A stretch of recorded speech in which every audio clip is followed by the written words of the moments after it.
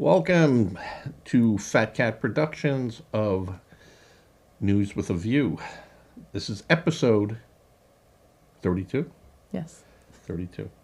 It's February 12th. I keep saying January, so if I've any in these things, it's like I say January. You're feeling all right. Yeah. It's my fever. I got the fever. I got the fever. Tonight, because there's just so much going on, I'm going to stick with the Consumer Financial Protection Bureau brouhaha that we're going through, and we're all going through it. And I'll say what I think, as always, because I use facts, so I'm never wrong. That's the wonderful part. You deal with me, and Bob, I'm talking to you in New York. Bob sent me a list. Bob, I'm going to do that list tomorrow because I asked you at 12:15 to send it to me, and then of course I had to jar you, wake you up, and then you give me a 4-page text of things you want, and I have to fact check you because you're always wrong. And Sounds like a next day problem. it is a next day Sorry, problem. Bob. But you did ask some good questions, Bob, in there. And as I said, I will only answer those questions if I feel I want to. No, I will answer those questions. There he is now. Screw you, Bob. You ain't getting it. But you asked some good questions, and I really have to dig down to find that information. So, and if your information is correct, I will say that it's correct. If it is wrong, sir. Good day, sir. Good day, sir. I said good day. All right. So we're going to talk about the Consumer Financial Protection Bureau that the president now is reorganizing. Now, if you remember the other day, I said, what was the important thing to look at? And if you heard President Trump in his campaign, some of his speeches when he got technical, he spoke about this. And one of his little pet peeves, and I have to dig down, I got to drill down and find out why it's a pet peeve for him. And now we're looking at that camera just so you know. Okay. Hey, everyone. John A. Costa, Alice Incognito. So, and we'll fix that on the little edit coming out. But one of his pet peeves seems to be with FDIC. And FDIC, as we all know, is the Federal Deposit Insurance Corporation, which is a branch of the federal government under this. And he has even talked about doing away with it. Now, the reason we've taken so much money around from the world is because we're a safe harbor. And meaning that even though the bank said we're going to protect you up to $250,000 in your per account, and Right. the FDIC has always paid out every penny. So if you had $1 billion in there, you got $1 billion. And I think what the president wants to do is kind of restructure it the way it used to be, where you were only given X amount of dollars. But I think what they want to do is after a certain dollar limit, you must pay for the added insurance. So, if you pay, it might be a blanket, fee, and you're covered for whatever. Because you have companies, that could be putting $100 million a week into the banking system. And if they were to do away with this and say, yeah, you're only covered X amount, number one, we won't be a safe harbor. Why would they come here when they go to somewhere else? And that somewhere else could be China. So we have to be very, very careful here. Well, what's the why change it now? I mean, Because why charge us a fee for that protection of fraud? well, it's not fraud. What it does is if the bank well. goes out of business. If the bank goes out of business, Okay. your money is insured. Now, the bank can go out of business for lots of reasons. They write bad paper. The housing bubble blows up and stuff. But we've been not paying a fee for that. No. Long time. Okay, how that works is it works by deposits. The bank is charged by FDIC a certain percentage. Okay. So for every dollar that's in there, that you pay. Now, the difference between the FDIC and the NCUA, which I used to have to deal with as the National Credit Union Administration Insurance Fund, is that we paid, every quarter by our asset size, and banks don't do it that way. They have a little bit different formula on how they do it, and we paid as we went, meaning that if I had $10 million, my rate might be, $120,000 that I had to pay, or $1,250 that I had to pay into that fund. The way we were allowed to do it is I gave the NCUA that money, and they put it into an account. And I got to list that on my book as an investment, which is contrary to standard accounting practices, or SAP. So banks don't have that. It's a fee, and they get charged, and they take it off the top. I didn't know. I was unaware of that. FDIC's funny. SEC works the same way. Security Exchange that protects some of your investments that a brokerage company goes out. It's covered, and not the investment amount, but your investment account. But the reason I think he wants to do it here is because it's been ripe with bad lending practices.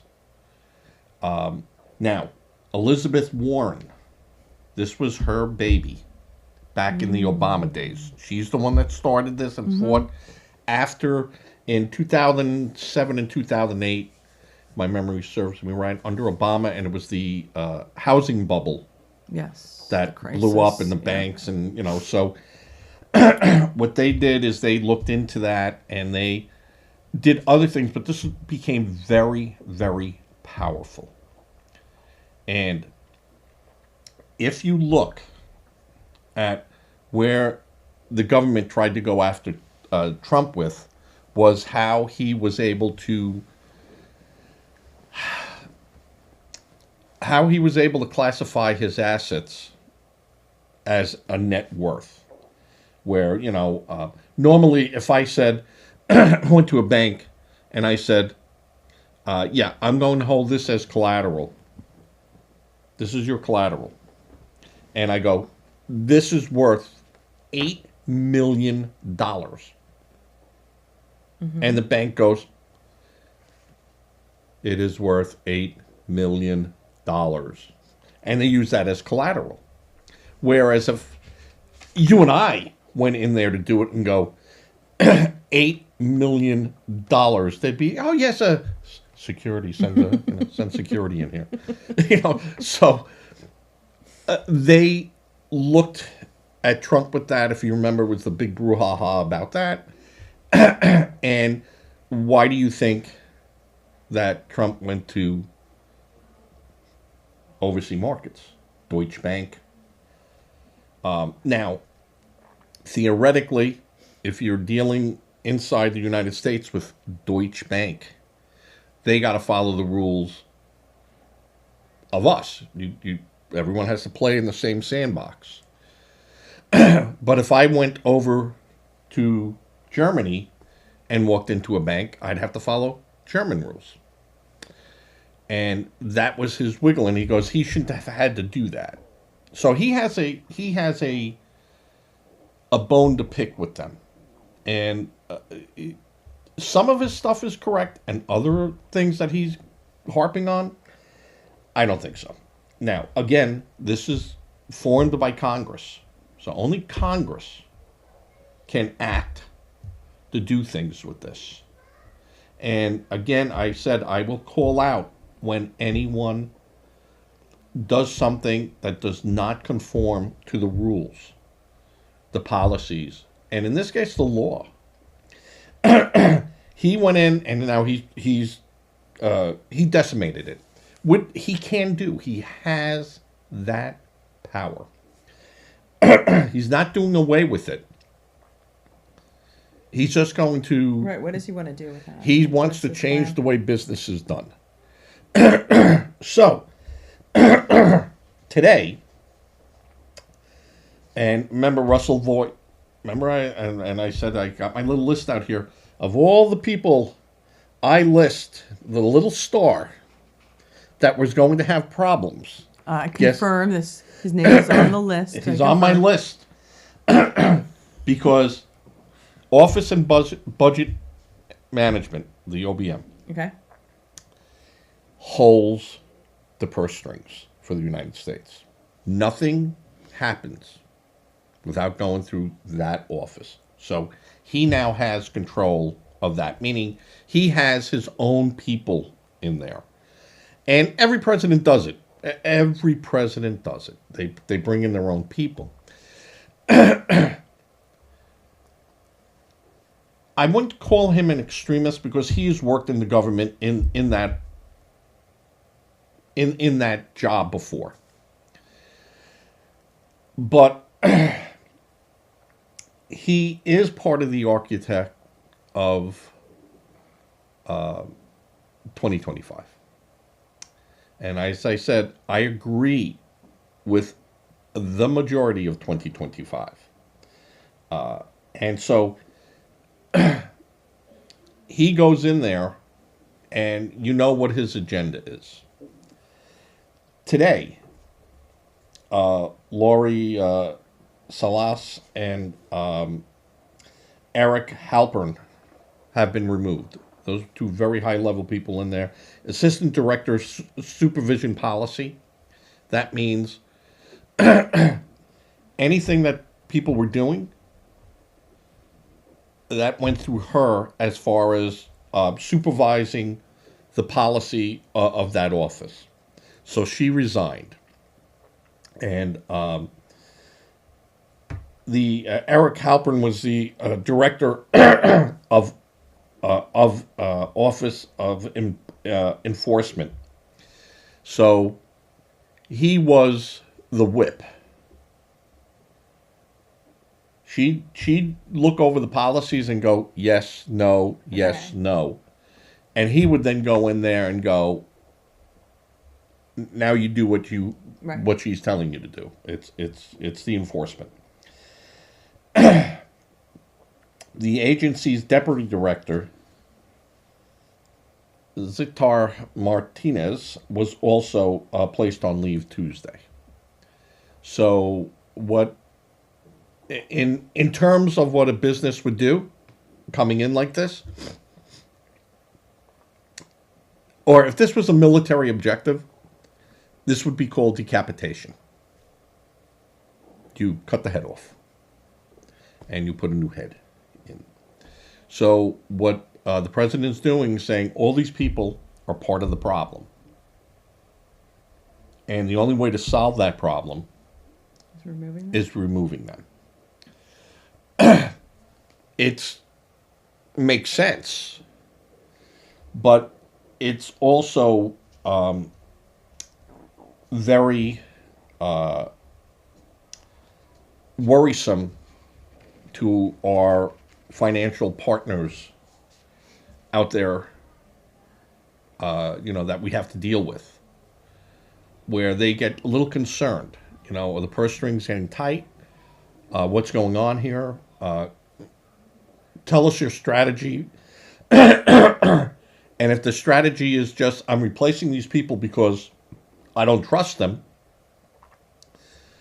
A lot of these people had working relationships with everyone, the tentacles that went out. So this has to really be done like delicate surgery. Trump decided to operate with a sledgehammer, is what he's doing, because he doesn't want these people in there.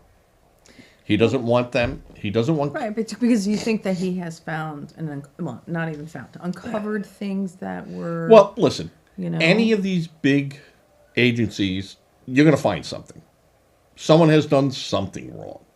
It just, it's to what extent. Now, Doge has already found hundreds of millions of dollars. Yes. And they just scratched the surface. They haven't even drilled down. And my feeling is that if you're going to drill down, tell me how far you're drilling down. I want to know how far you're drilling down. But they can't. They don't know. Exactly. And that is the problem, is that as you find more and more, it's just like when we would do, and again, I'm going to use the credit union that I was the treasurer for. When the government came in and they looked, they would just go to our drawer and grab 10 loans out of the drawer. Random, just go in there and bink, bink, and take them out. And they'd look at it. And the examiner would go, I got a problem with this loan.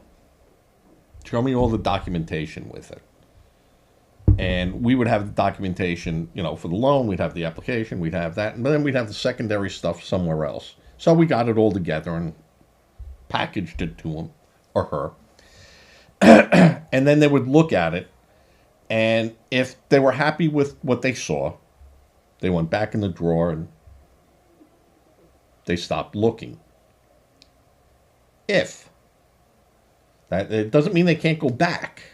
It just means they stopped looking at that point. Now, if they found a problem with 1 or 2 loans, 2 out of 10 loans have a problem, they're going to pull another 10. And then might start looking at the whole loan thing and how you're doing that now. They realize some loans, you got paperwork over here and it's over there, and you get it together, and they could see everything was done all right.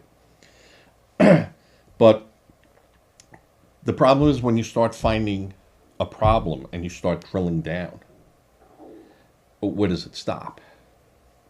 So you have to say, how big is the problem? Well, that's the thing. Okay. I mean, under the federal guidelines, because I had to deal with when a problem happens, and they can look back 5 years. They can go back and do a 5-year look back. That's most of the time. If there's fraud involved, there's no time limit. They can go back and hump over. Now, most of the time I say the 5 years is because that's almost the federal statutes of limitations, meaning if they didn't discover that there was a problem in those 5 years, because every year or every 6 months you got examined. And if it fell through the cracks with 10 examiners, then they got the problem. Or as one said, he goes, either that or you're very good at hiding it, and that wasn't the case. But that's what they do. They just keep drilling down deeper and deeper. So today, Trump tapped Jonathan Gould and to serve as the controller of the currency. All hail the controller. The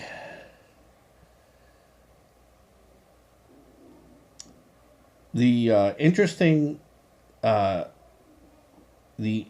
thing that was tapped for this board, for the CFPB, he's not eliminating it, he's reorganizing it, was Jonathan McKernan.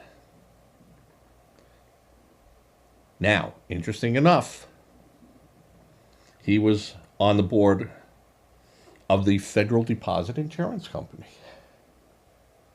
So, he is bringing an ally over that he must have liked and said that this guy thinks like Trump. He's on the same page as Trump on how he wants to see this reorganized. Yeah. And I said the other day, the key to this is FDIC. And I said, that's everything I'm looking at. I look at it, I smell it, I taste it. This is FDIC. Very, very important that this does not get played with. This is all the eggs in one basket type of thing. And there are certain parts of our government, unless it is so corrupt and so broken, that you must tear it down to rebuild it. I feel like maybe that's kind of what's happening. They're exposing so many things that are gone wrong. Well, and that are broken, that need to be fixed, and they needs to have some sort of solution. And if okay, the problem with all that, and I keep saying this: show me your plan. Other than going in there and going, "Ha ha! I told you they were doing malfeasance." Okay, all right, you proved your point. Now you tear it all down. How are you going to rebuild it? Who are you going to put in there? In the meantime, bills have to get paid. People need to be paid. Contracts need to be put forward. Show me how you're going to do that. Show me how you're going to be efficient with that. And I keep hearing all the talk about, Musk and AI. Yeah, I don't want AI looking at that. I want eyeballs looking at that. Because AI can be manipulated. People can be manipulated too. But I have means of checking on that. If they write programs that I can't check or I can't get to or I don't know how to because it's so AI, we lose control of it. And listen, you're not going to find too many more people supportive of Trump than me. But coming from an engineering background, I want to see the blocks. I want to see A. I want to see B. I want to see C. I don't want you to jump over to here and then, we could always revisit that later. That's a recipe for disaster. So I'm very concerned on what they're doing with this. This is something that needs to be treaded lightly. And it is something that you look at and you go, okay, what is the plan here? Now, what is the other thing that Donald Trump has harped on? Crypto. What better way to hide money than in crypto land? So who does he bring in? He brings in Brian Quintenz, who is a crypto expert. And he's been now put into the Commodity Future Trading Commission, the CFTC. Love all these acronyms and these little, all I know is I want to see a department called HUMP. It might exist already. Yeah, right. You just haven't looked. Because you haven't looked, deep enough. We have to be careful. And I said it before, and Bob, I've told you this a million times. I do not lock in step with anyone except my wife, because what can I do? And my two granddaughters. But I don't lock step. I want to know. Because knowing is knowledge. Knowledge is knowing. And tell me what you're doing here. He might be perfectly correct in what he's doing. Give me your end game. Let me see what's going on. And I didn't trust the Democrats where they go, oh, you got to trust us on this one. Well, you know what? I don't trust anyone. So I want to know. And if you want to talk about transparency, you got to kind of be transparent about this. Now, what Musk is doing, I have no problem with because it's accountability. I have no problem with him going in there and going, show me what you're doing. And he brings in, and I know all the newspapers and all these things are screaming about, there are 19 and 25-year-olds coming in here. Well, hey, pal. What, they're not allowed to work? Yeah, really. I mean, and no offense, a lot of these people are long time lifers that need to be gone anyway. Well, not that they need to be gone. Yeah, some of them do. Some of them do. Boo. Move over. Boo. Let these younger people work. No, it's not a matter of working. Not a matter of working. It's that we have a system, and these people were they were groomed into the system. Okay, so now groom a new, fresh batch. Well, that's the problem. And these people come in and they go, yeah, hold it, you're doing it that way? You're using an abacus, Yeah, but some of them, no offense. Yes. Some of your thought processes and functions are outdated. But they're purposely outdated. They're meant to create federal jobs. And every politician, every one of them, wants to know that, hey, you know what? I got all the federal votes because my name is going on their check every day or every week.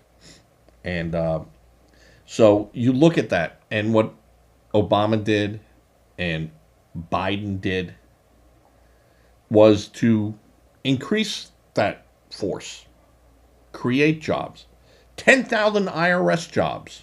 Over the next 10 years, it's going to increase. Well, why do you need 10,000 agents if we're going to go now with a simplified IRS form that we've gone to? It's to go and collect money. They're money collectors. So, and they're on the payroll, and they get into the system, and they have a loyalty to who's ever paying them and created their job. Trump can care less. He's a businessman. He looks at the bottom line and goes, I don't need them. Why do I got these guys here? I got them doing that same job over there. Make them do their job too. Because that's the way business works. And I said before with Trump, he tries to run the country as if it's a business, and it's not. It's not a business. This is a fiefdom. You come in. These are the rules, my rules, or you don't get in the front door. And it's been like that forever. Well, these people got greedier, and now I feel that they sold out the American people, and they didn't care who they sold out to. And they tried to stop Trump at every turn. In his first term, they tried to stop him from running for re-election. They failed miserably because Trump resonated with the voters. He got and said, we're all being fleeced. Mm-hmm. Every one of us are being fleeced. And not only are we being fleeced, but your government isn't your government anymore. And he turned around and goes, I know. Because I saw it with my own eyes. And when I tried to stop it, they go, and this is Democrats and Republicans. Not just Democrats. No, it's all parties involved. And they pulled the rug out from underneath him. tried to stop him from running. We'll throw him lawsuits at him. Yeah. We'll put him to court. We'll arrest him. We'll try him. Nonsense. And he didn't cut. And I said he didn't cut a deal. They were hoping he'd pull a Hunter Biden and plea bargain and just knock it down. Take those felonies down to a misdemeanor and, But Trump knew that the same people that were going to give him that plea bargain were the same people that were going to pull it out for him the day he went into court and go, no, we're not going to accept the plea bargain. You got to stand trial. You got to have a trial. In the plea bargain, you already plead guilty. You allocute to your crime. They reduce it. So they would turn around and go, oh, all right, he wants to pull his plea now. So we'll allow that guilty guy to have a trial, the guilty guy. And he knew that. He knew what was going to happen if he tried to work out any type of plea deal. So what did he do? He used his constitutional rights. And he pushed it and pushed it and pushed it. Again, the government got out-lawyered. Mm-hmm. He won. They dropped the cases. It wasn't handled right. And people go, oh, well, he bought his, he had the judges, he put him. Didn't buy anyone. Just had smarter lawyers, which you and I could never have ever afforded. And believe me, if that was us up there, we'd be in our third year in prison. Yep. So, Trump's thing with the Federal Consumer Protection Board is about FDIC going away, in a sense, and cryptocurrency. I understand where people go, but Trump started a crypto company. Yeah. Do you bring that up? I have no problem with you bringing that up. Because that's factual. And you can't argue the facts. Facts are the facts. So, if you want to go after him to say, hey, we feel this, he's putting people in there and it's a conflict of interest, have at it. Have at it. All these people have to sign conflict of interest. They acknowledge. And if they violate that, get them. But if they don't violate it, it's the same standards as if you hired anyone new. So. But here, it's different because of the makeup, and I can understand people asking questions. Asking questions of our government is fundamental. Yes, absolutely. To a democracy. But don't if there's nothing to block these people because this guy worked in the crypto field.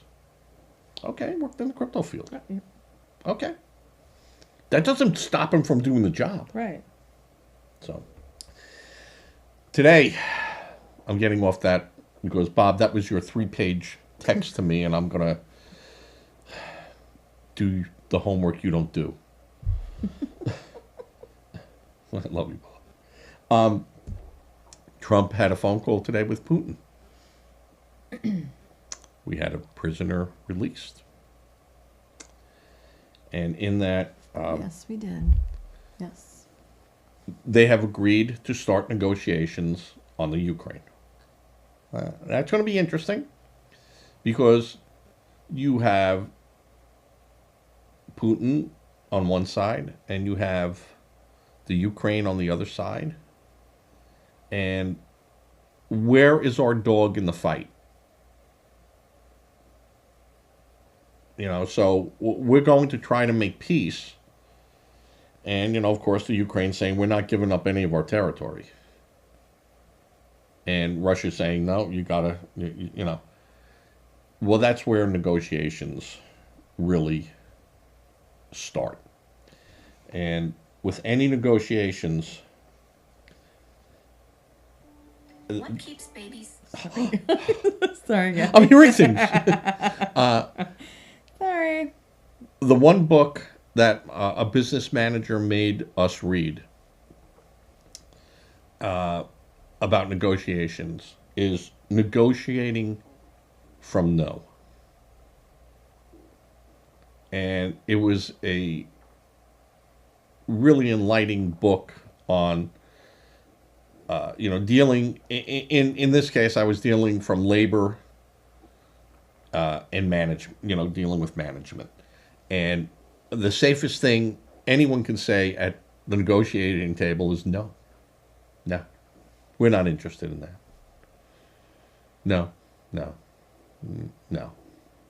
So, how do you get people off of no? And that is where diplomacy, comes into play. And I think there's opportunities for both sides here. One, I think it really just has to be put out there again. There was no need for this war. There was absolutely no need for this war, and this was the fault of Joe Biden. Joe Biden created this because his first year in office, he had to prove to the world that he was a tough guy. And Joe Biden was, he had 50 years experience dealing with all this stuff. So, I'm not saying that he was a bad negotiator. I don't think he was the brightest guy, in the Beltway. But he knew his way around. Sure did. And he sure did. No, he knew his way around. And he was a politician. He thought he could tell Putin, no, you're not doing this. And if you do, this is what we're going to do. And they stared at one another and stared at one another. And Putin goes, I'm not going to let this guy tell me what to do. He went to his military people and said, how long would it take you to reach Kiev? And again, decapitate, and we install people in, and then we march out. And he was told by his military, it's Tuesday. Next Thursday, this will be over with. And they took a beating. They rolled pretty good, but they just couldn't do it. They couldn't close the deal. And the minute we were able to put our hardware on the ground there,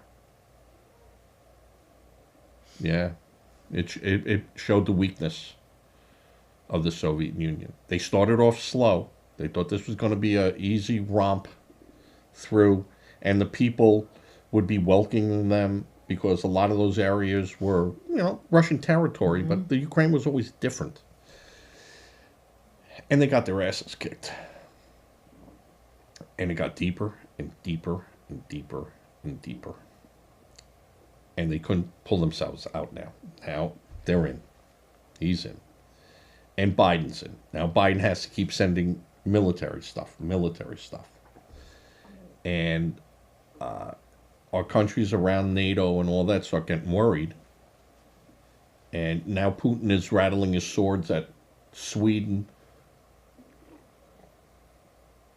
And what happens? You have two countries join NATO. His biggest fear was those two countries joining NATO. And he made that happen. And that was on Putin. Now, he is almost surrounded. But again, in today's technology, whether I destroy your city in 52 seconds or 30 seconds, you're getting destroyed. So I can understand where Putin was worried that the Ukraine would become part of NATO, and that was the big fight. And would Biden had just reached out to him and go, yell all you want, Vladimir. I'm going to be yelling over here. But I'm going to tell you right now. You have my assurances as long as I'm president that the Ukraine will never be in NATO. But if you attack them, that deal's off the table. And then I invite every one of these other countries, Finland, Sweden, all into NATO. And you think you have problems now? And Putin took the bait and couldn't deliver. His army couldn't deliver.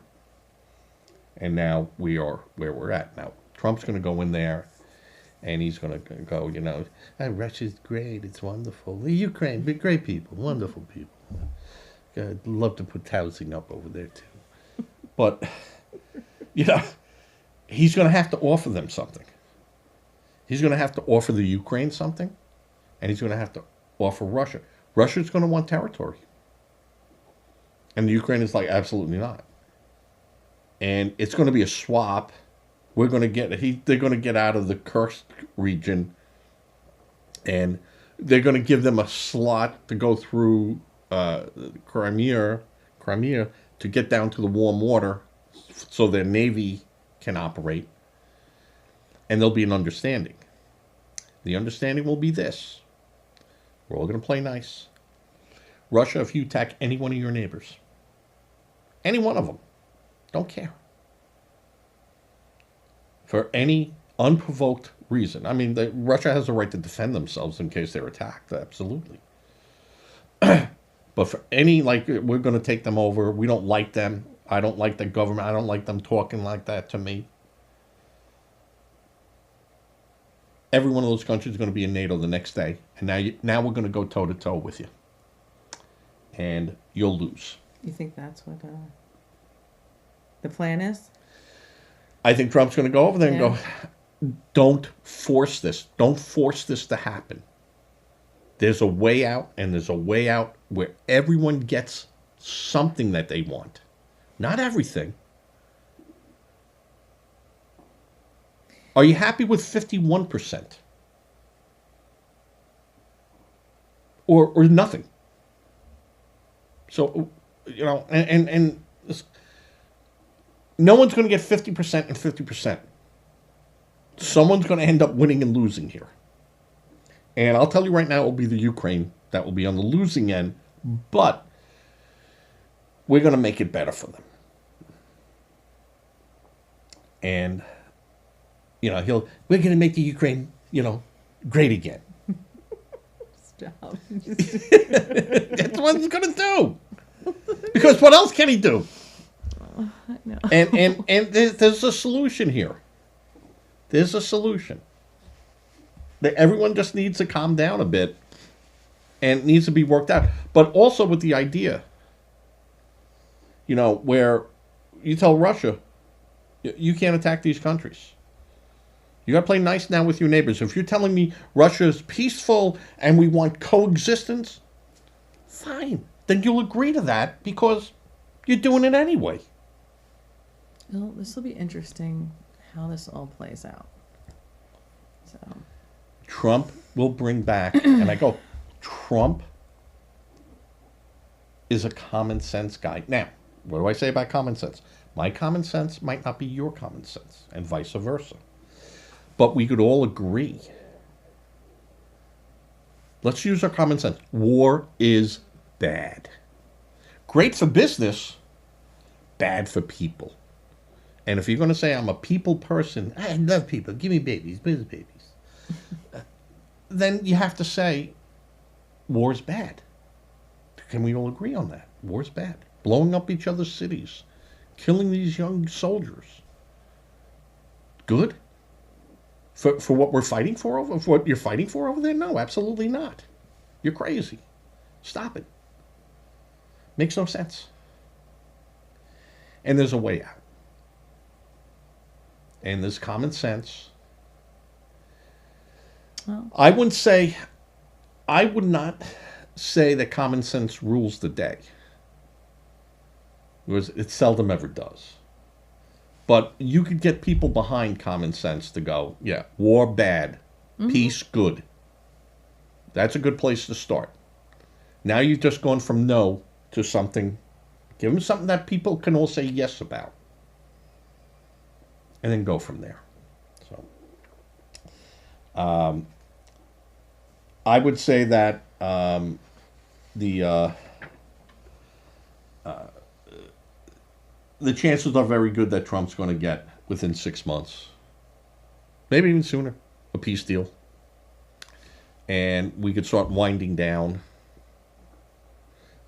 some of this with the idea that we also tell Russia they won't get into NATO. They're not getting into NATO. That's my assurances to you. And if my vice president becomes president in 4 years, that's going to be his deal with you too. And by then, 4 years, everything's being rebuilt, economies are going again, oil is pumping. Russia wants to pump oil. They want to supply India and China, and maybe even North Korea with oil.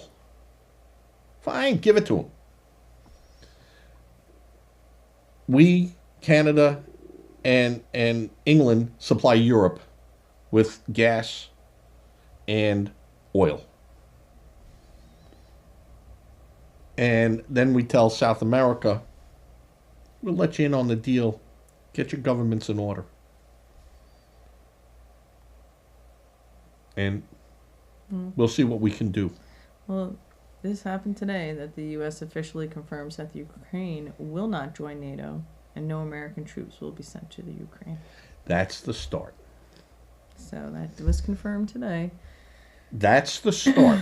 So that's So that takes now, if Putin, who said this was about Ukraine joining NATO, that we did this because we had to protect, now that's gone. right. You can't. But So, unlike China, unlike North Korea, unlike Russia,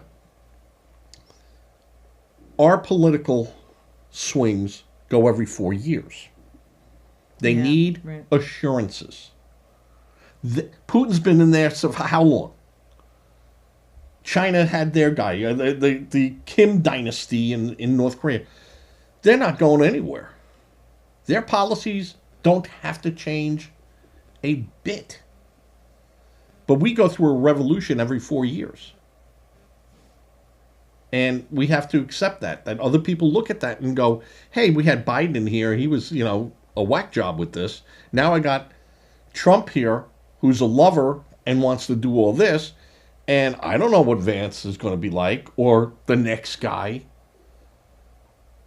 If Vance doesn't get it, I don't know. So they need assurances.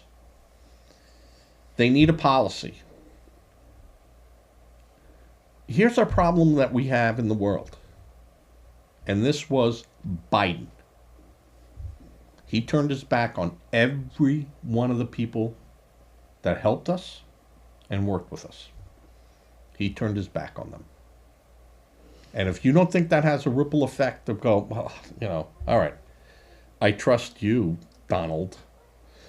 I don't know the other guy. What's going to happen?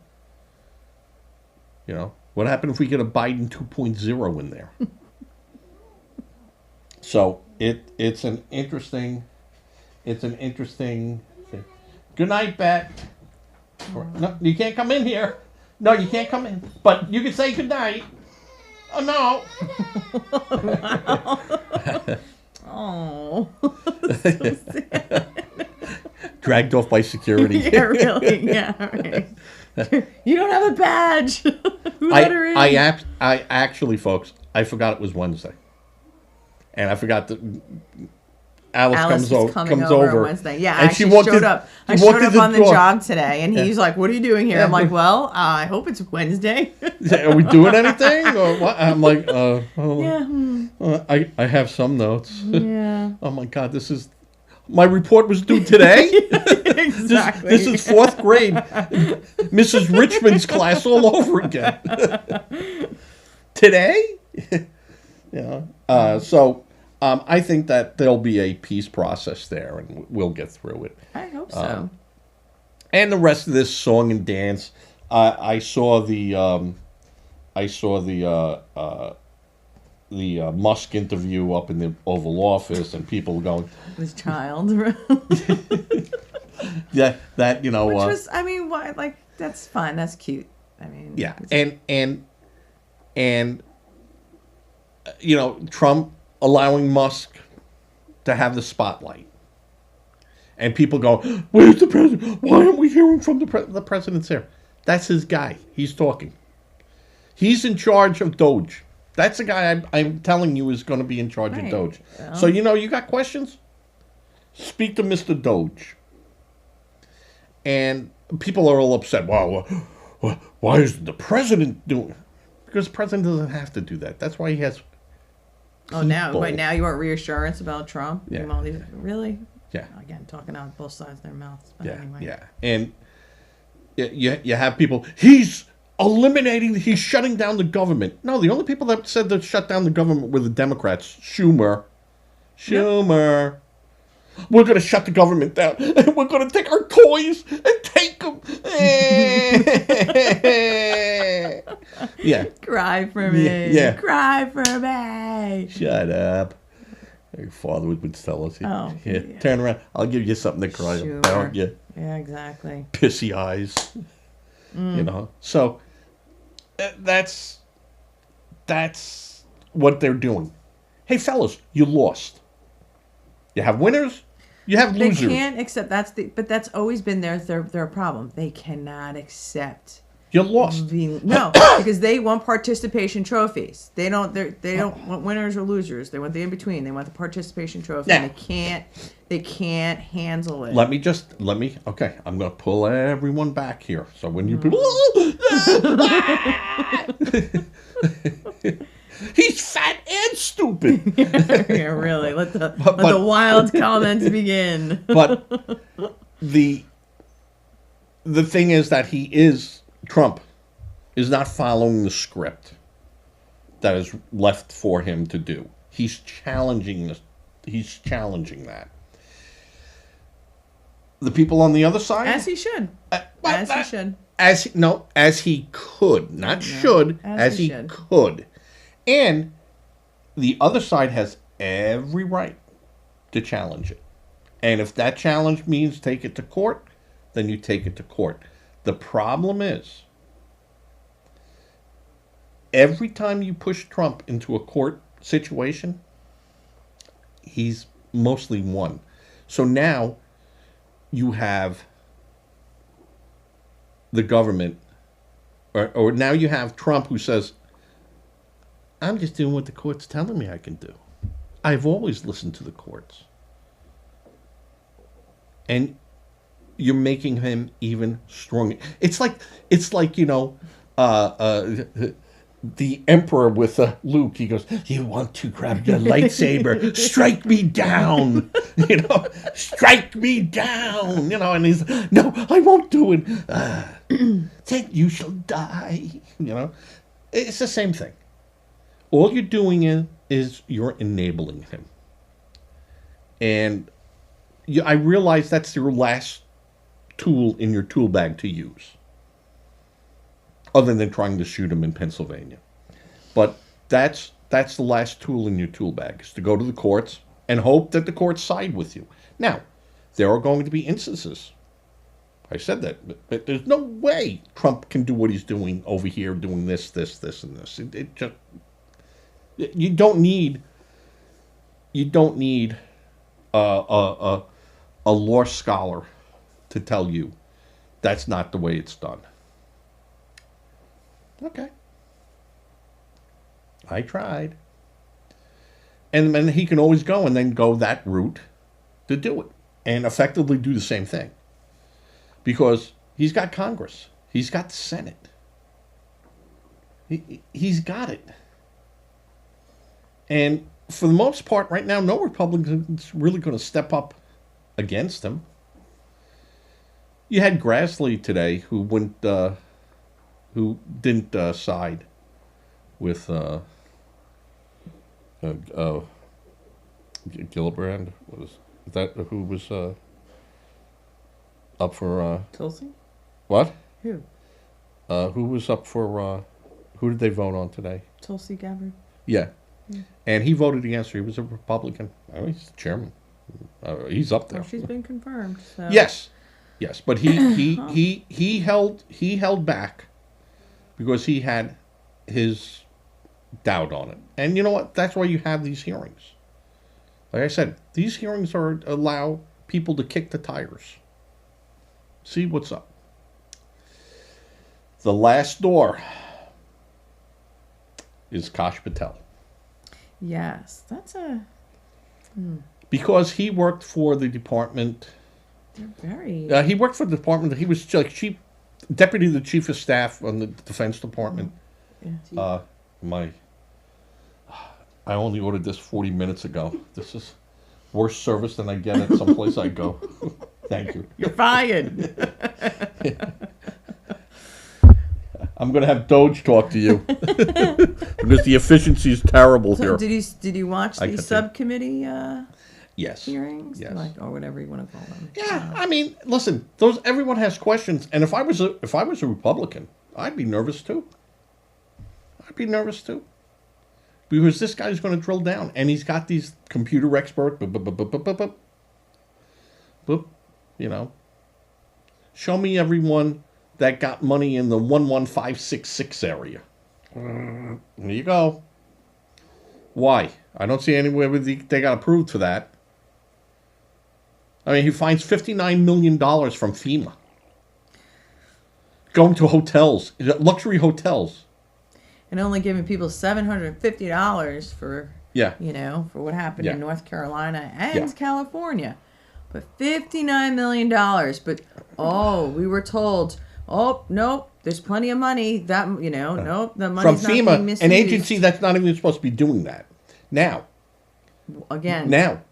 4 people have been fired. And these were high up people who, just like you had the Democrats all screaming, we have a process in place to look for fraud. No, they didn't. Well, they did. They weren't doing their job. Because this would never have happened. And this is $59 million in one payment. This isn't over 3 years. One payment. Drill down 4 years. But that's why they're all acting crazy. They're running scared because they know what is about to unfold. Yes. And they have no control. There's no stopping it at this point. Because they're going to be exposed. Because the doors have been opened. No one likes to be exposed. Kash Patel is the last door. Yeah. And that is the keeper. The FBI is the keeper of the secrets. That's the way they work. And you have, and I said before in yesterday's podcast, or the day before, I don't know, the last one I did. I'm old. But I said, those were people that were put in there in 2007. And like a seed, it germinates, it has roots, and then grabs hold. And you can't pull a root out, and you could chop it, but it just comes back. It's just disgusting. It's disgusting the only way that kind of money was going out the door to fund what whatever should not have been funded. Whatever. It was our tax dollars. And if the CIA has their dark money, and it's called dark money for a reason, you don't know what it's, and the Pentagon, people are going, well, he found where, they spent $400 on, tea bags. Well, do you really think they were buying tea bags? Tea bags were, you know, Code for something. yeah, you know, M16 rifles going over to some revolutionary group who we were supporting that we can't put our fingerprints on. There are people that we deal with in the government, that outside the government, that people would be horrified with. But the enemy of my enemy is my friend. So we'll supply them. They wipe out the people that we hate more, and then we'll deal with them. And see, you wiped them out, and we were there to help you. But, you know, okay, we have our differences. Let's talk. What are we really fighting about? It was a perfect example where we supplied Osama bin Laden to fight the Russians. We supplied him. Gave him money. Gave him everything. Because they were fighting the Russians. Those were our enemies. And that's because we have no long-term plans. Because our government changes every 4 years. And that's fine. I have no problem with it. But just understand the consequences for some of that stuff. And you try to have a foreign policy department, and you try to have people in there that go, we're not going to change. And that's why Senate confirmation on some of these jobs makes it impossible for the president to remove them without going through Congress and everything. There's a reason for that. And that's stability. But when you have now accountability issues, stability kind of fades away because, well, what are you doing? You know, you asked for $100 million and you asked for it to go over there. And we said, okay, we listened to you and we agree with you.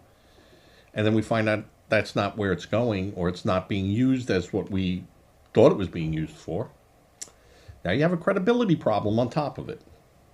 And do you understand, folks, that I would say 99% of America would say, I want a government that's accountable. I want Joe Biden to be accountable. I want Donald Trump to be accountable. I don't think you'll find anyone that goes, oh, no, I don't want them accountable. I just want them, you know, do anything they want. I'm sure there are some people that way, you know, but I think most people with common sense would go, I want accountability. Yeah. And you'll have the other side going, well, you could have accountability. You don't have to chop everyone's head off. Well, if they're the problem, if they're the weed that's now taking over my lawn, yeah, I can get rid of them. Why is this so shocking? You knew that we were coming in to drain the swamp. So let's be real here. You knew this was gonna. You knew this was coming. We knew the term "drain the swamp" is happening. Yeah. In real time, and I hope I enjoy it. And we knew because it's exactly needed. what we were buying. We voted on this. We knew exactly. That's why we put Trump in the place where he's at right now in the White House. Americans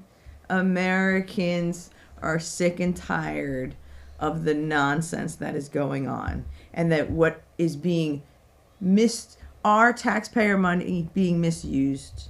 No transparency. No. Okay. We're done. I'm done. Yeah, you could say that. Now, you could say that. And I've said it before. That you can look up. It's almost impossible. You need a treasure map to find it. But every dime that is spent by this government is out there for you to find. They're not going to tell you how to find it. You got to figure that out for yourself. Well, but then it how's is that there. full transparency? Well, when you don't really make it known. Well, because you know it's underneath the floor here. It's underneath the couch, but it's there. Oh, you mean like the mine with the Social Security mine? What was it? A limestone mine or something they were calling it? I don't know. Did you see that? Yes. Okay. But I was like, that really exists. You'll have people that go, well, Congress approves it.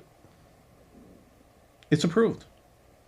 So, yeah, we know where that money was going because Congress approved it.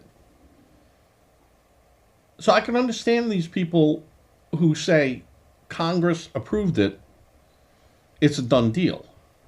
And by law, they're absolutely correct. It is a done deal.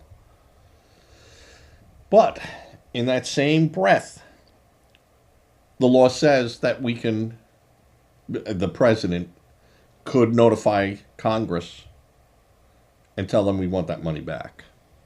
We're not doing that. Now, would Trump have done that?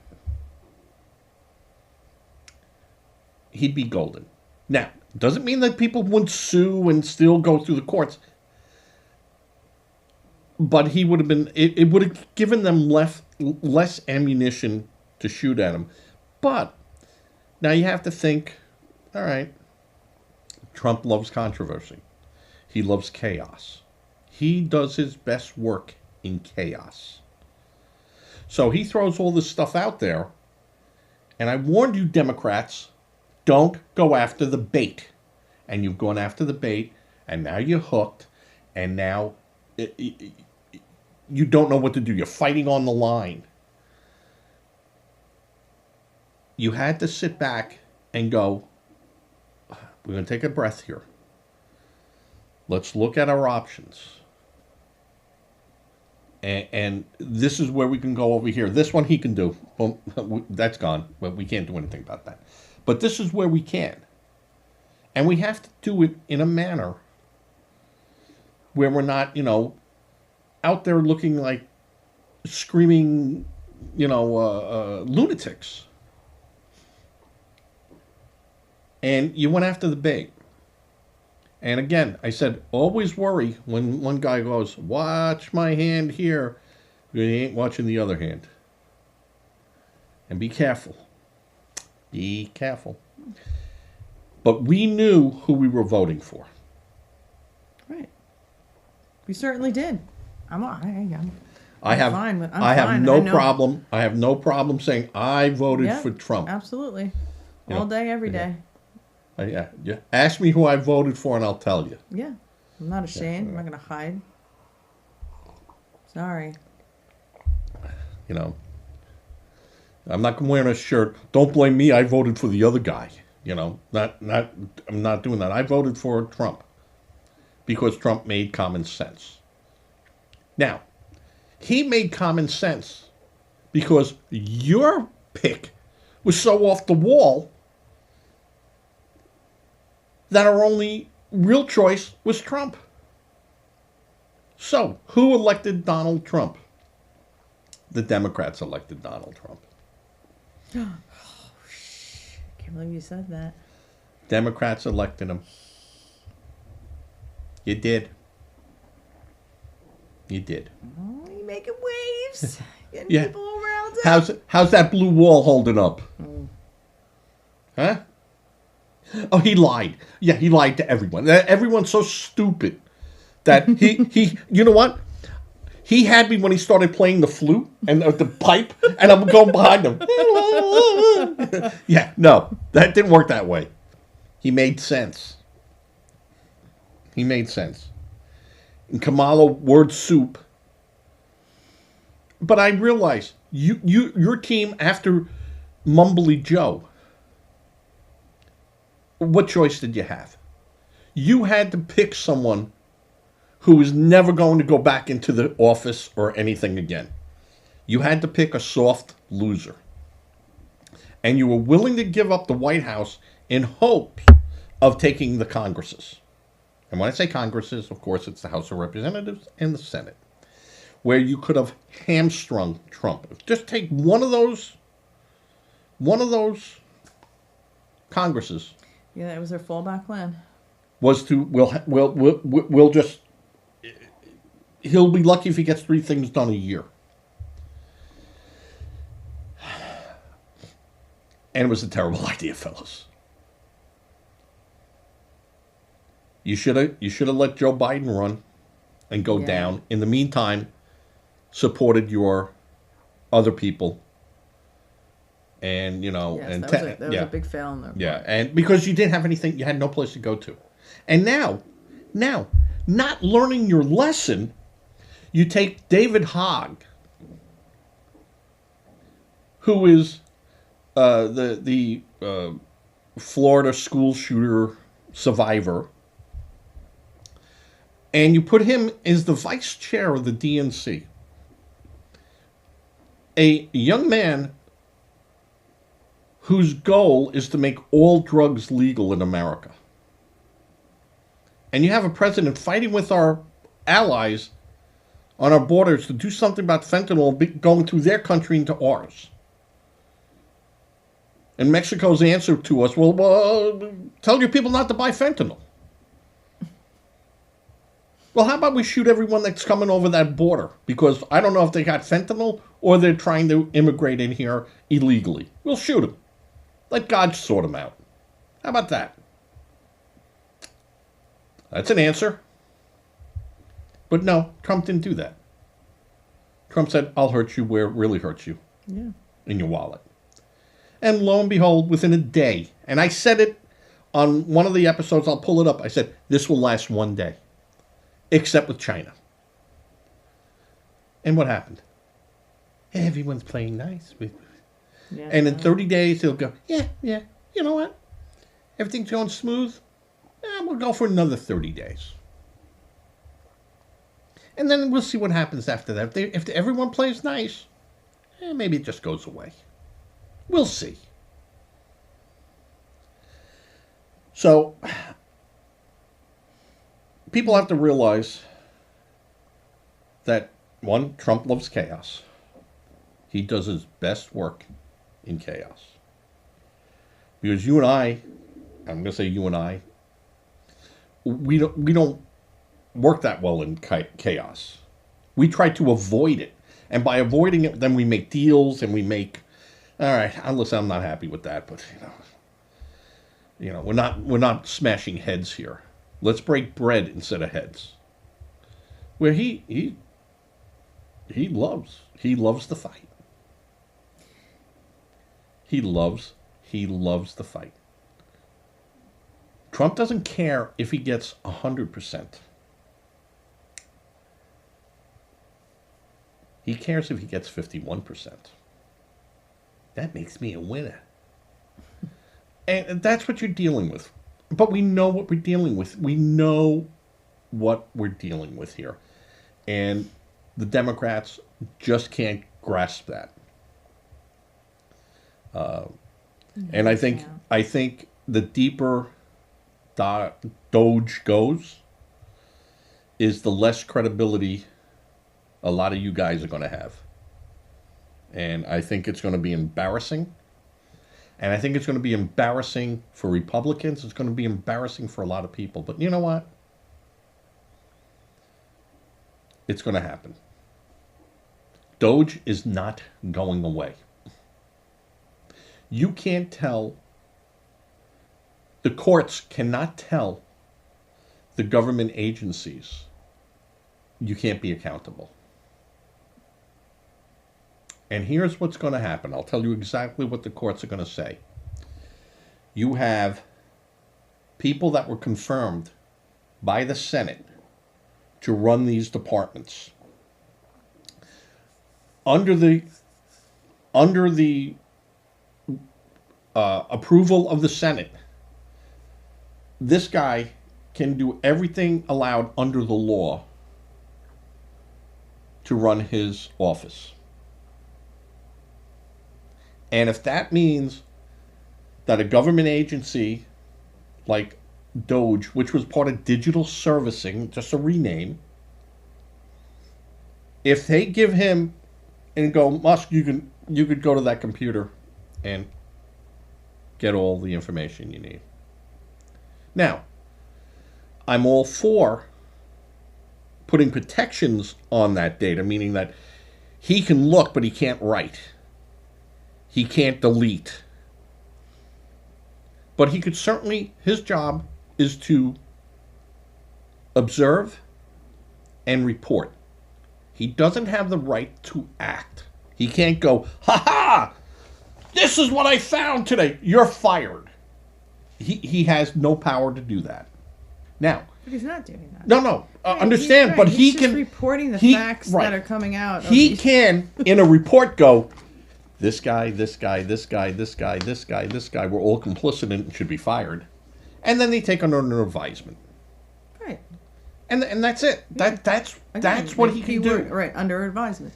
And But it'll spell it out for him. and on the who could courts be are the going to problem. say, no, the head of that department, the director, the secretary, whoever, can give authorization to another government official whose job is to look at the efficiency.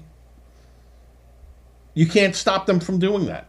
Now, the only places where I could say where you might have an argument with is like the CIA, the NSA,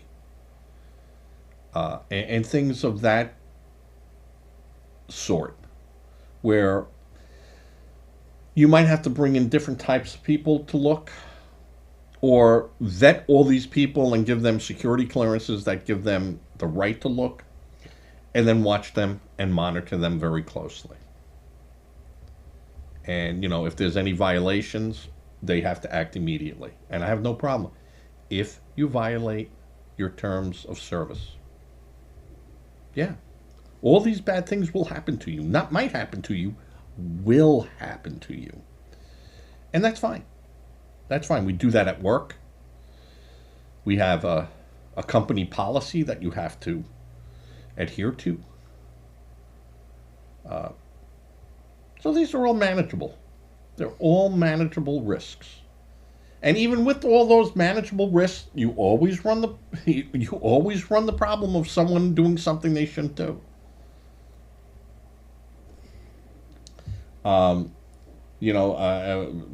Get off the subject of that because I'm done with that, and we're going to finish this in about 10 minutes. Is what's going on with the FBI and the alleged leaks that are coming out of the FBI that are going to the media to say these are where Homeland Security and ICE are going to be this week. And that's not whistleblowing, folks. That's not whistleblowing. Whistleblowing would be if they had a letter from someone inside ICE saying, today we're going, next week we're going to go into this apartment complex and no one's coming out alive. We're going to eliminate them all. That's whistleblowing because you can't do that. You can't be judge, jury, and executioner. And I can understand them going, hey, I got this letter here. What up with that? That's whistleblowing. What they're doing is aiding and abetting criminals. And if a editor who's allowing that to happen and going, yeah, go over there. And not so much that they're there reporting it. That's fine. You could get this information and you could be there with a camera. That's all right. But if you're going out the day before and going, hey, this is where they're going to be tomorrow, you're aiding and abetting. And those people should be arrested. I think they are. They got a bunch of... But those people should be... You are not protected under the Whistleblower Act because that's not whistleblowing. Yeah. No, but I think they're going to get charged. Well, it's not think. They are going to get charged. Yes, and they should be. Yeah. And not only that... I agree. They should That be. news organization, that newspaper, that television station, the person in charge that goes, we're going to run with this, we're going to announce this, this is what's going out. That's the editor. Producer. That's the you have the top people who say, wait, this is what we're going to report. And you got that believe me, everything, unless it's breaking news, goes through the law department. There is someone there just to blush over it real quick and go, oh, you can't say that. But there's other things where they go, yeah, you could say that. And, I don't know what's going to happen, but you could say it. But these people that use information that they've obtained from from an unauthorized source and then use it to help facilitate a crime, those people and the owner of that company, they get arrested. Not the cameraman behind the camera, not the talent that was told to go out there and stand there, but the people who looked at it and go, I don't care if we're doing it. What they're doing is wrong. Well, you could take that stand. And then you could tell that to the judge. And the judge will tell you, no, you're not protected from that. And I don't want people made examples of. I don't believe that government is there to make examples of people. I don't like that. But if you violate the law, that's not an example. That's called justice. That's called our legal system. So I see a big blowout coming down the road with this. And it's going to come very quickly. And there's going to be people, they're locking up our news, they're doing that. No, we're locking up people that are reporting what we're going to do to stop a crime. And what happens if a gunfight happens?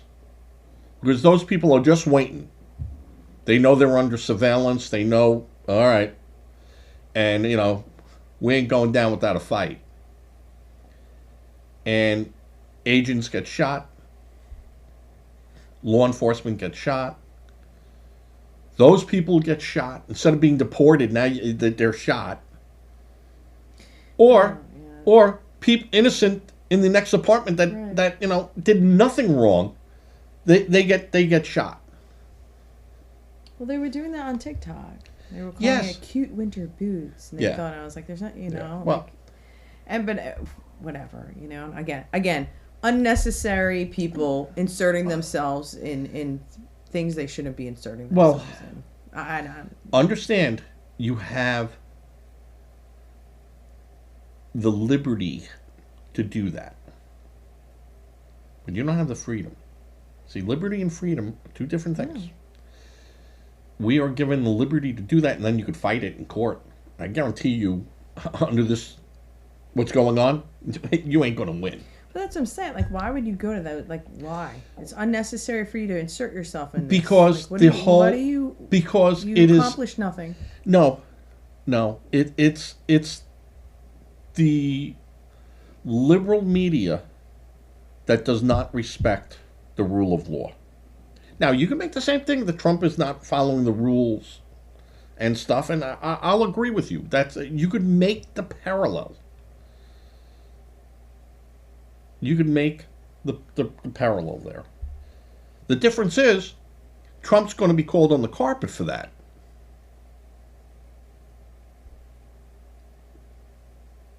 These people aren't. I know, and we always are. Yeah, but I mean, we always are, and then they never have to. Oh well, they never have to answer for their shit. We called Biden on the carpet. He's lost Supreme Court cases, so that's the way the system works, and I'm fine with how that works.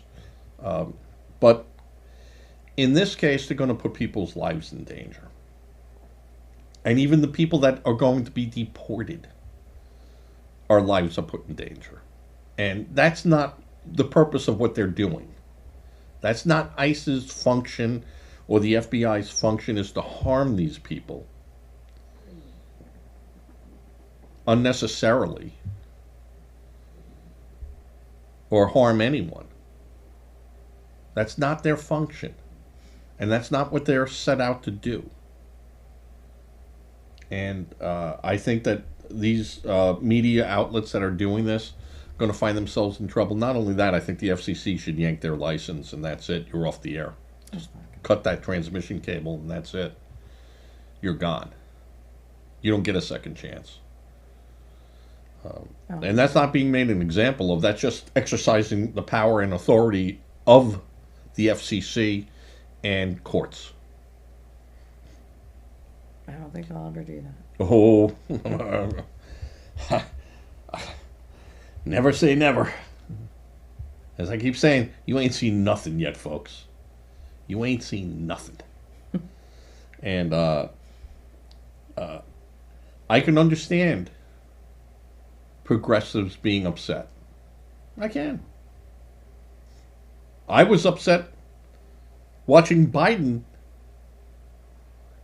saying it's all right. You know, it's all right that our third graders can't read, but they know that two people in the same sex can have relations with one another, and we'll show them how it all works. Yeah, I was upset about that too, and you guys were fine with that. So you know what? Crazy. It's so crazy. Yeah. So you know what? Delusional. You could be upset. It's all right. It's all right. You could shave half your head. I have no problem with that. Yeah. Yeah. Go for it. Yeah. I don't know what you're proving, but Yeah. all right. Yeah. Hey, I don't no know. one's stopping you. Exactly. I see guys with long hair Still shave not their proving heads anything. because they want to be bald. All right. I have friends that are bald that are sitting there seeing a guy that does that and they're crying. You know, they're going to the hair club for men or something, trying to put spikes in their heads. I told him, I go, you're 70 years old. What are you doing? Crazies. You know, you're not going to attract anyone. Those days are over. A toupee. Well, even a toupee. Oh, Marty at CBS, we tortured you with your toupee. What we didn't do to you. Poor Marty. What horrible, horrible, horrible people we were. Well, at least you could admit it. You know, most people wouldn't even go that far as saying that. out loud. It was horrible. Yeah. Horrible. But it did look like, and we told him, we said, did you get that from the Eddie Munster collection? Because it looked like Eddie Munster's hair. Oh my God. I said, there's some horse in Central He Park says, that's poor shaking guy, he's because completely part of its ass scarred is, from you guys. because part of its ass is missing and it's on your head. Sorry, Marty. Yeah. We'd pull it off his head. Come, Marty, there's a rat on your head. Oh, sorry. You know. We were just horrible people. But that's the way it worked. And You couldn't even do that now. My God. oh, good Lord. Fired. The Sued. object of going into where I worked was to get there as early as possible so you didn't have to walk the gauntlet. Because if you came in like 8:02 and we started 8 o'clock, and you came in at 8:02, there'd be 30 of us that you'd have to walk between, and we'd make fun of your pants, and you go, you know. I mean, it was just terrible. We were horrible. Horrible. I know some of the stories that you've told us. One of my best friends at CBS came in with these, I think it was like white leather pants, and We just come from Studio 54. and we Partying came in all night? Yeah, This is and we're like black leather dancing in front of pants? him. I'm in with the in crowd. We just every time, and he never wore them again. Yeah. He goes, I paid so much money for those pants, and I can never wear them. He goes, I thought I looked good in them. Oh. Oh, this is You came in to show him off because you thought he looked good. He goes, I when really you thought guys are He goes, I really thought him. We just dogged on him all day. ripped him apart. He ran to the bathroom. And ran to the bathroom and for cried. for the next 30 years, you know. Hey, Bobby, where are those pants? I buried them. Well, that's what you should have done before you even put them on. White leather pants, huh? Nice. I think he came in on a Friday, and Friday at CBS was a madhouse. And everyone would go out, and he thought he was all dressed. He looked like John Travolta, you know, and he was going to go out, we're going to, you know, and we're like, you're not going anywhere like that. You're not hanging out with us. Not going to the bar like that. I don't know what type of bar you're going to, but we're not going with you. You know. Cruel. Cruel. Oh yeah. Oh yeah. That was a tough crowd. And if you couldn't develop a thick skin, then I mean, we actually made a guy cry. And we were told by our the head of our department. He goes, "Are you guys happy?" I remember looking at him. I'm well, yeah, kind of. Yeah, kind of. Right. Am I like happy that I ate today? Yeah. No, Or no, no. am I happy about my current life situation? Are you happy that Workload? you made him cry? Are you happy? And I'm like, yeah, kind of. I can't speak for the rest of the guys, but I would have been like, really? He cried? Oh yeah, he cried. He cried. Oof. He cried. And we didn't know, maybe he's having a nervous breakdown or something. And believe me, even if we knew he was having a nervous breakdown, we wouldn't stop. We'd go, how far do you think he'll go? And it was just the way we did things. I like to push buttons with my coworkers. Just and then they basically tell me to shut the fuck up. Oh yeah, well, and that's what we would do. And it was, I tell you, the jokes and the comments and the quickness back and forth was better than any Johnny Carson, any of the talk shows. We were quicker than them. And we would make people in studios laugh, and they go, "You guys are, we can't believe what you guys are saying," and just back and forth, and it was like a routine. They go, "Did you guys practice this?" They're gonna Winging it, and I go, and they go, "You guys don't hit one another," and I go, "No, it's happened, gone too far." I punched my coworker today. Yeah. Oh yeah. So oh, yeah. yes, yeah. Back to our. And then they go, happy? "I'm sorry, I'm not sorry, hit you." And I go, "What took you so long? I mean, I thought what I said the other day was horrible, but all right, now I know where your line is, and I'll cross it again." And we did, and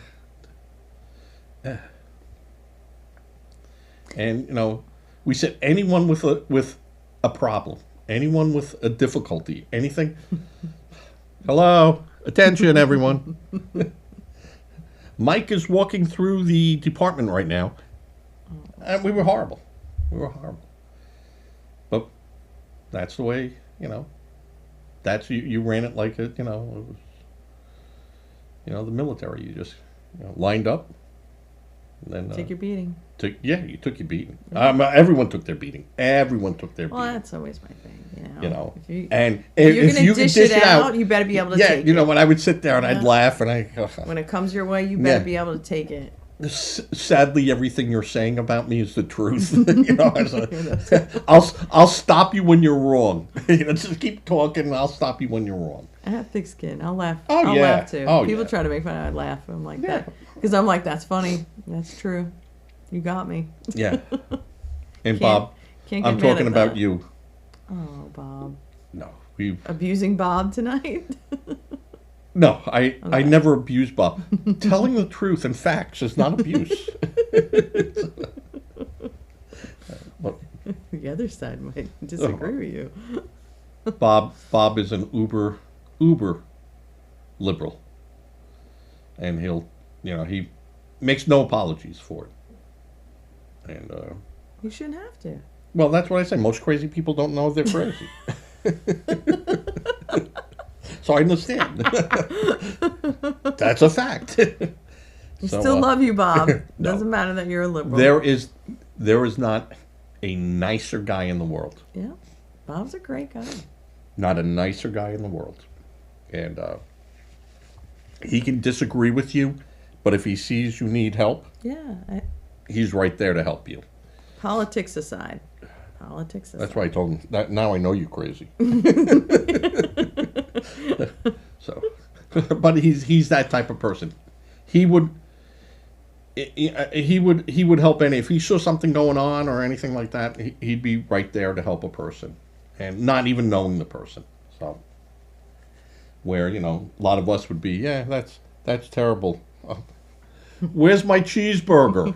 Yeah, Bob is a great, Yeah, Bob very would be buying. good man. Bob You're a would be good buying man. that person a cheeseburger Yeah, he's and go, yeah, I don't need a cheeseburger. That's it. You gotta have a cheeseburger. kind-hearted. Yes, he's. Yeah, and when it comes to walking talk and walk and walking and talking the walk, Bob will do that. If he believes he believes in what he says and does accordingly. So, All right. yeah. All right. So, again, gonna end the show. Thank you. Say prayers for people. People need a lot of prayers. Help people. Donate. Like I said, charities. Go to registered charities.